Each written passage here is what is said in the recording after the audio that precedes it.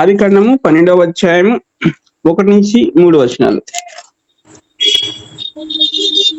యెహోవా, నీవు లేచి నీ దేశము నుండి నీ బంధువుల యొద్ద నుండి నీ తండ్రి ఇంటి నుండి బయలుదేరి నేను నీకు చూపించు దేశమునకు వెళ్ళుము.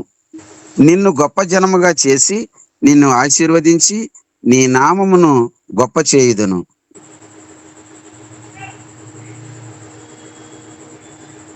దూషించు వారిని శపించేదను.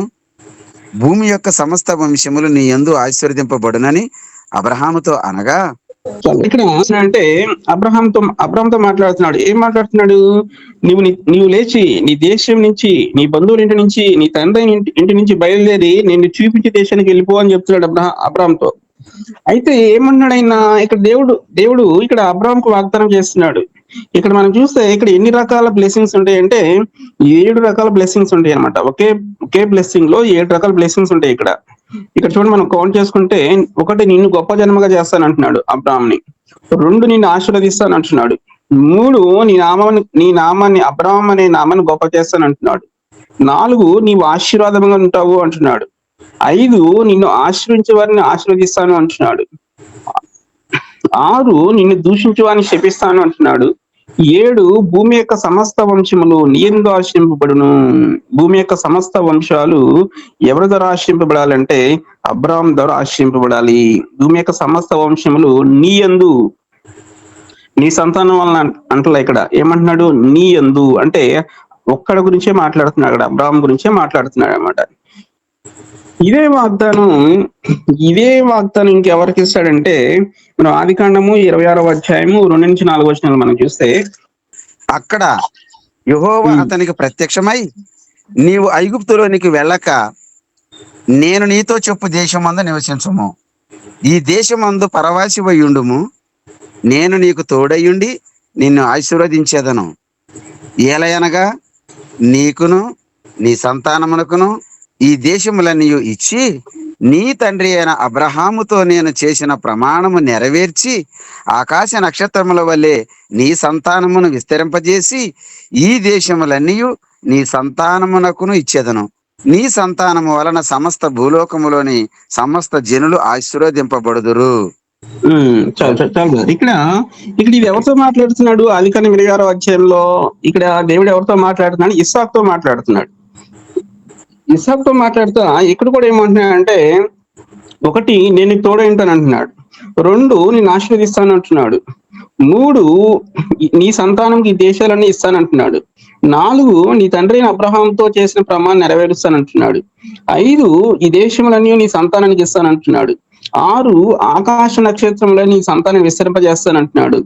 7 నీ సంతానం వలన సమస్త భూలోకంలోని సమస్త జనులు ఆశ్రయింపబడుదురు. ఇక్కడ కూడా చూడండి ఏమంటున్నాడు? నీ సంతానం వలన సమస్త భూలోకంలోని సమస్త జనులు ఆశ్రయింపబడుదురు.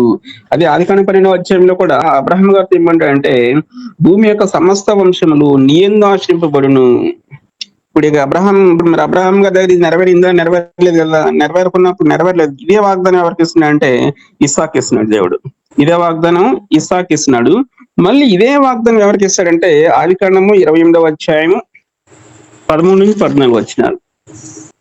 యెహోవా దానికి పైగా నిలిచి, నేను నీ తండ్రి అయిన అబ్రహాము దేవుడను ఇస్సాకు దేవుడైన యెహోవాను.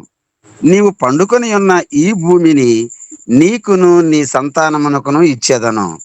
14వ వచనము. నీ సంతానము భూమి మీద లెక్కకు ఇసుక రేణువుల వలె నగును. నీవు పడమటి తట్టును, తూర్పు తట్టును, ఉత్తరపు తట్టును, దక్షిణపు తట్టును వ్యాపించెదవు. భూమి యొక్క వంశములన్నీ నీ మూలముగాను నీ సంతానము మూలముగాను ఆశీర్వదింపబడును.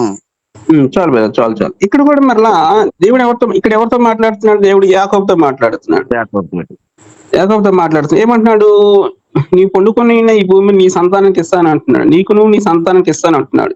నీ సంతానం భూమి మీద లెక్కకు ఇసుకరైన వలె అవుతాయి అంటున్నాడు. నువ్వు పడమటి తట్టు, తూర్పు తట్టు, ఉత్తరపు తట్టు, దక్షిణ తట్టు వ్యాపిస్తావు అంటున్నాడు. భూమి యొక్క వంశములన్నీ నీ మూలముగాను నీ సంతానం మూలముగాను ఆశ్రయింపబడును అంటున్నాడు. భూమి యొక్క వంశములన్నీ కూడా ఒక ఇశ్రాయేలు ప్రజలే కాదు, అబ్రహాంతో కూడా ఏమంటున్నాడు? భూమి యొక్క సమస్త వంశములు నీ యందు ఆశ్రయింపబడును. భూమి యొక్క సమస్త వంశములు అంటే భూమి మీద ఉన్న ప్రజలందరూ కూడా అబ్రాహాం నుంచి ఆశ్రయింపబడతాయి నీ యందు అని చెప్తున్నాడు. అదే వాగ్దానం ఇక్కడ ఎవరికి ఇచ్చాడంటే ఇస్సాకు ఇచ్చాడు. అదే వాగ్దానం మళ్ళీ ఎవరికి ఇచ్చాడంటే యాకోబుకి ఇచ్చాడు. అయితే ఇక్కడ అబ్రాహాం సంతానం ఎవరు అని మనం చూస్తే గలతీయులకు రాసిన పత్రిక 3వ అధ్యాయం 16వ వచనం. అబ్రహామునకును అతని సంతానమునకును వాగ్దానములు చేయబడెను.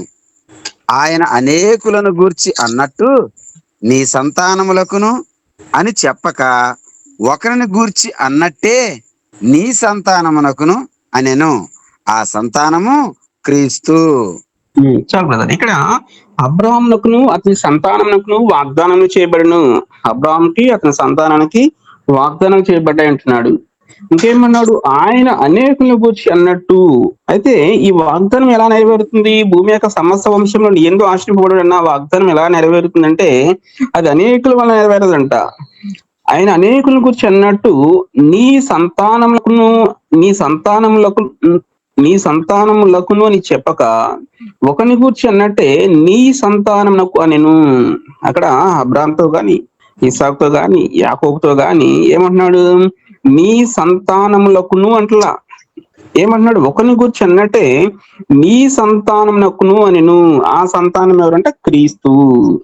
ఆ సంతానం ఎవరంటే క్రీస్తు. అక్కడ అబ్రహాంతో ఆదికాండం 12వ అధ్యాయంలో దేవుడు ఏదైతే వాగ్దానం చేశాడో భూమి యొక్క సమస్త వంశంలో నీ యందు ఆశ్రయింపబడును అన్నది అది ఎవరి గురించి చేశాడు అంటే క్రీస్తు గురించి చేశాడు, మెస్సయ గురించి చేశాడు.